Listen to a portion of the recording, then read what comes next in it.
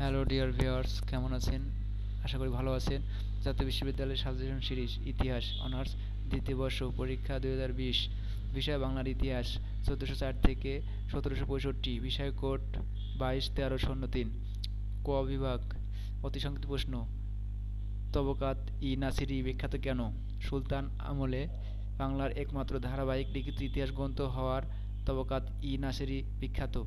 তবকাত ই Nasiri গ্রন্থের রচয়িতা কে ছিলেন? তবকাত নাসিরি গ্রন্থের রচয়িতা কে? তবকাত নাসিরি গ্রন্থের রচয়িতা ছিলেন মিনহাজ ই সিরাজ।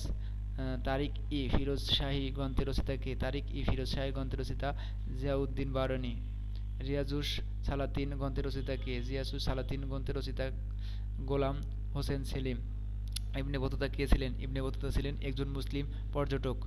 কার রাজত্বকালে ইবনে বতুতা বাংলা ভ্রমণ করেন? ফখরুদ্দীন মুবারক শাহের রাজত্বকালে ইবনে বতুতা বাংলা ভ্রমণ করেন। কে প্রথম বাংলা মুসলিম শাসন প্রতিষ্ঠা করেন? বখতিয়ার খলজি প্রথম বাংলা মুসলিম শাসন প্রতিষ্ঠা করেন। বখতিয়ার খলজি কখন বাংলা জয় করেন? বখতিয়ার খলজি কত খ্রিস্টাব্দে নদিয়া জয় করেন? বখতিয়ার খলজি 1204 খ্রিস্টাব্দে বাংলা জয় করেন। বাংলা স্বাধীনতা ও সুলতানি কে সূচনা করেন? অথবা বাংলা প্রথম স্বাধীন সুলতান কে ছিলেন? উত্তর: বাংলা স্বাধীন সুলতানির সূচনা করেন ফখরুদ্দীন মুবারক শাহ। একডালগা দুর্গ কোথায় অবস্থিত ছিল? একডালা দুর্গ কোথায়? একডালা দুর্গ দিনাজপুরে। ভাঙ্গারা কার উপাধি? ভাঙ্গারা সুলতান শামসুদ্দীন ইলিয়াস শাহের উপাধি। রাজা গণেশ কোথাকার জমিদার ছিলেন? রাজা গণেশ দিনাজপুরে ভাতুদিয়ার জমিদার ছিলেন। নৃপতি তিন কার উপাধি ছিলেন? নৃপতি তিলক আলাউদ্দিন হোসেন শাহের উপাধি ছিলেন। গৌড়ের ছোট সোনা মসজিদ কে নির্মাণ করেন? ছোট গৌড়ের সোনা মসজিদ আলাউদ্দিন হোসেন শাহ নির্মাণ করেন। গুণরাজ খান কার উপাধি ছিলেন? গুণরাজ খান কবি মালাউদ্দিন বসুদের উপাধি ছিলেন। ঈশা খান কে ছিলেন? ঈশা খান ছিলেন বারো ভূঁইয়াদের শক্তিশালী নেতা।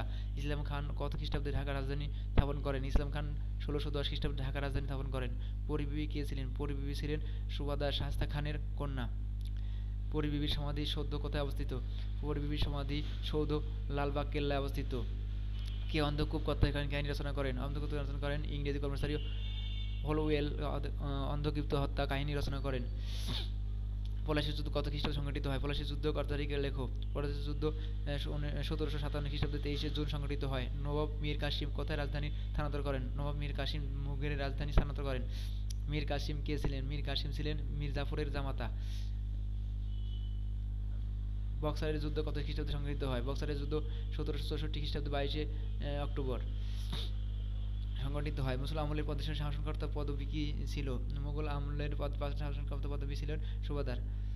চৈতন্যদেব কে ছিলেন? চৈতন্যদেব ছিলেন বৈষম্য ধর্মের প্রতীক। আশা করি আপনারা সবাই বুঝতে পেরেছেন।